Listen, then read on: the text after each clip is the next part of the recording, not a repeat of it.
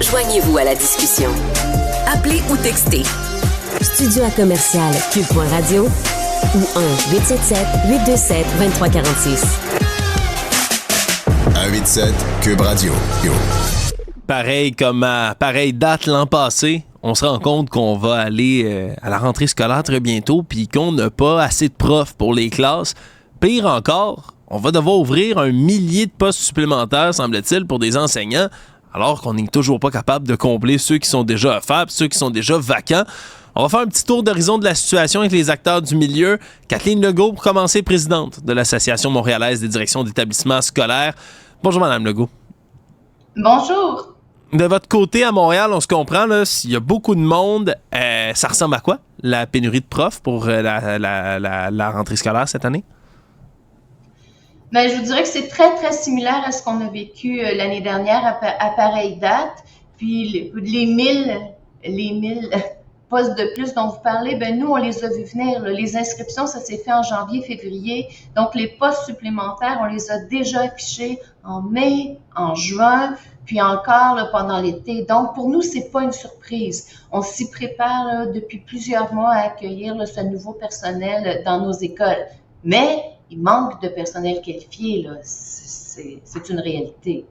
Oui, c'est une réalité avec laquelle il faut composer. Une autre réalité qu'on explique, là, les chiffres de l'an passé, on a vu à peu près là, une augmentation là, de presque 80% là, des élèves, en fait, excusez-moi, augmentation des élèves qui rentrent comme nouveaux. Là, on en parle d'à peu près 20 000 qui rentrent cette année.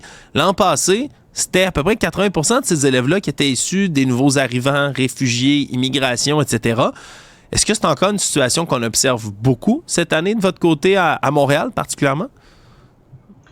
Il est un petit peu tôt pour le dire. L'année dernière, on a eu une affluence, comme on n'avait jamais vu, là, pas seulement à Montréal, hein, partout au Québec, mais évidemment, c'est très concentré dans la grande région de Montréal. Il est trop tôt pour dire comment va se déployer l'immigration au cours de la prochaine année, mais ça fait partie des facteurs là, qui s'ajoutent à tout ce qui arrive, là, les retraites, les départs, et puis là, quand on crée des nouveaux postes, ben ça aussi, ça ajoute la pression sur le réseau. On dit que c'est la première fois cette année là, qu'on connaît l'affectation des profs plusieurs semaines d'avance. La date, c'était aujourd'hui, justement, pour que tout ça soit complété. C'est un acquis des dernières négociations, des conventions collectives. Est-ce que ça a aidé cette année? Est-ce que ça vous aide, vous, dans votre travail? Ah non, ça change absolument rien. Parce que, comme je vous l'ai dit plus tôt, nous, les postes, on les affiche en mai, on les affiche en juin. Puis, entre la fin juin puis le 8 août, il se passe pas grand-chose, hein. Donc, pour nous, c'est pas nouveau. Et concrètement, il y a encore plein de postes qui sont pas comblés, malgré les affichages. Donc, il reste des orthopédagogues pas comblés, des postes spécialistes pas comblés, il reste certains postes d'enseignants non comblés. Donc, on va continuer à faire des affichages dans les centres de services scolaires parce que c'est pas parce que le 8 août, qui est la date d'aujourd'hui, est passé, on va continuer à afficher le temps qu'on n'aura pas comblé là, tous les postes qu'on a comblés. Donc, au début, on place des gens qui sont qualifiés, puis éventuellement, on va placer des gens qui sont presque qualifiés ou qui ont un baccalauréat dans un domaine connexe. OK, puis là, ça risque de pouvoir venir aider. Mais là, peut-être pour rassurer en terminant, Mme Legault, les parents, on va quand même avoir une rentrée, les élèves, tout le monde va avoir quelqu'un dans la classe pour s'occuper d'eux autres cette année? Oui, on doit rassurer les parents parce que même s'il manque 800 ou 1000 ou 1500 personnes, on s'entend que c'est peut-être 1% de l'effectif. Donc, ça veut dire que 98-99% des situations, on va être capable d'y faire face sans problème. Il y aura quelques cas problématiques. Fait que la pénurie, elle est sérieuse. On doit s'en occuper, mais on n'en est pas à un point dramatique. Il faut poser des gestes dès maintenant, justement, pour que la situation n'empire pas. Oui, bon, on voit les efforts que vous faites. On est heureux que vous les fassiez aussi, sincèrement, parce que on se doute que c'est pas facile dans le réseau, mais faire face à cette pénurie-là, on n'a pas le choix pour le bien de nos enfants. Kathleen Legault, vous êtes la présidente de l'Association montréalaise des directions d'établissements scolaires. Merci d'avoir fait le point avec nous. Merci. Au revoir. Je me tourne tout de suite maintenant vers Benoît Giguère, qui est vice-président aux relations de travail à la Fédération autonome de l'enseignement. Bonjour, M. Giguère. Bonjour. On l'avait vu venir, cette pénurie-là? Oui, ça fait plusieurs années qu'on en parle, là, qu'il y a une pénurie, euh, mais c'est quelque chose qui est pas isolé en éducation, mais ça l'affecte particulièrement les écoles du Québec. Ouais, là, on avait bien évidemment vu ça venir l'an passé, mais on l'avait annoncé un peu comme à dernière minute. Là, cette année, on dit que au processus d'affectation des enseignants qui se fait plus tôt, qui est un gain qui a été fait là, dans les dernières négociations, mais qu'on est capable un peu d'avoir un meilleur portrait de la situation. Pour vous, pour les enseignants, est-ce que ça change concrètement quelque chose, cette nouvelle mesure-là? Dans la majorité des syndicats que l'on représente là, pour les centres de services scolaires des régions de Montréal, Laval, Québec et Gatineau principalement, là, la majorité était déjà les séances d'affectation étaient principalement en juin. On avait quelques endroits où ça se faisait un peu plus tardivement. On peut dire que le fait d'avoir des affectations plus tôt, ça permet aux enseignantes ou aux enseignants de savoir à l'avance là où est-ce qu'ils vont se retrouver, de se préparer. C'est sûr que ça permet quand même d'alléger le stress de la rentrée, puisque la rentrée, c'est quand même quelque chose de gros pour les enfants, mais également pour les enseignantes et le personnel scolaire en général. Fait on peut dire que c'est une bonne chose, mais les séances d'affectation ne créent pas des nouvelles personnes là, pour enseigner dans les écoles pour autant. Là.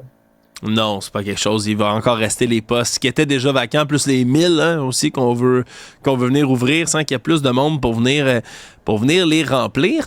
Est-ce que quand même, là, les dernières négociations, on s'entend, ça s'est fait là, en plein milieu de la dernière année scolaire, là, on rentre dans une nouvelle.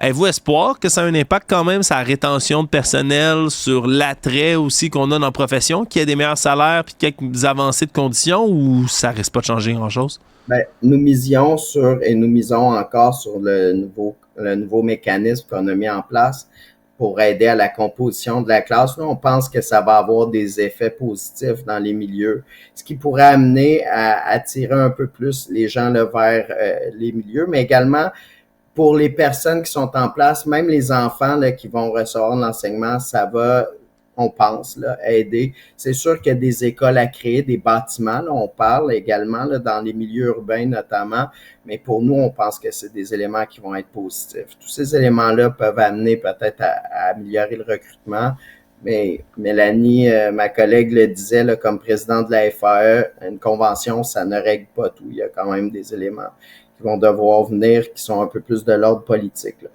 Oui, absolument. Y a-t-il encore des réclamations, des demandes qu'on fait au gouvernement à ce point-ci de votre côté? Nous, principalement, ce qu'on demande, c'est simplement lorsqu'il y a des mesures à mettre en place, de faire partie des discussions, de pouvoir être consulté, de pouvoir émettre nos opinions et de se faire respecter. C'est principalement ça, puisque la période de négociation à proprement parler là, est terminée et la signature des conventions s'est faite là, au mois de juin. Donc, pour nous, vous le mentionnez, là, la pandémie est derrière nous, la période de négociation est derrière nous. On pense qu'on va pouvoir avoir une rentrée qui est peut-être un peu plus sereine cette année.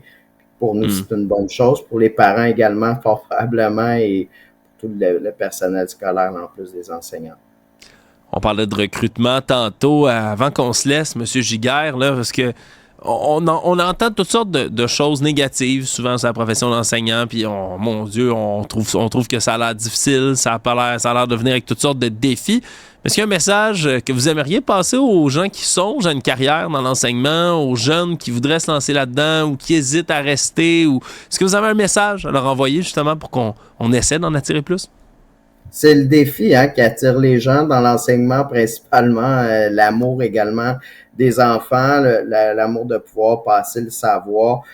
C'est évident que les dernières années ont été difficiles pour les personnes qui sont là depuis plusieurs années. Je pense pas qu'on a fini cette période-là. Là, on l'entend avec la pénurie et l'ensemble de l'œuvre, mais je pense qu'il y a quand même des éléments qui se mettent en place pour améliorer les choses. Et de notre côté, on peut dire que pour les gens qui sont intéressés à travailler avec des enfants, qui ont le goût de s'investir, qui aiment partager leur savoir, qui aiment l'animation et tout, c'est un métier très passionnant, l'enseignement, effectivement. Bon, on vous entend très bien là-dessus. Benoît Giguère, vous êtes le vice-président aux relations de travail à la Fédération autonome de l'enseignement. Merci d'avoir été là. Merci, bonne rentrée à tout le monde. Bonne rentrée, au revoir. C'est intéressant de faire un petit tour comme ça d'horizon, là, tant du côté des directions que des enseignants puis de leurs syndicats. C'est tellement pas quelque chose de facile, mais tellement valorisant, là, aller se lancer dans l'enseignement. J'encourage les jeunes, les moins jeunes à se lancer, à se relancer dans cette profession-là. On en a besoin au Québec, puis on va en avoir de plus en plus besoin avec les enjeux là, qui sont en train de nous frapper. C'est déjà ainsi la conclusion de cet épisode. Un gros merci à tous ceux qui travaillent dans l'ombre de cette émission. Jean-François et Marianne, entre autres, qui étaient ici aujourd'hui et toute la semaine avec moi. Je vous remercie également, vous, à la maison. On se retrouve dès le prochain épisode.